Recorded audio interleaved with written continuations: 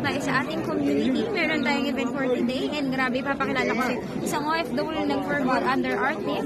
So, kilalanin mo siya.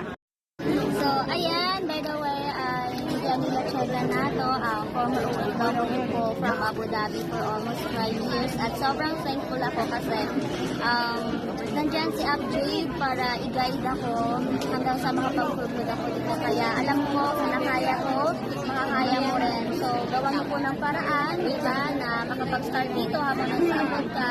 Kasi, at aralin yung negosyo. Kasi for sure, kung ano yung nangyari sa akin, natulungan dito, is ikaw din soon ang matutulungan na makapag-abroad. Kumita ng malaki. Hindi mo na kailangan pumunta ng abroad pa para magtrabaho.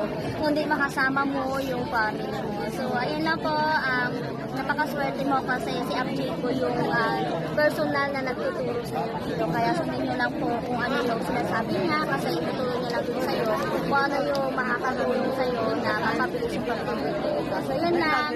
God bless po and ayan, congratulations in advance.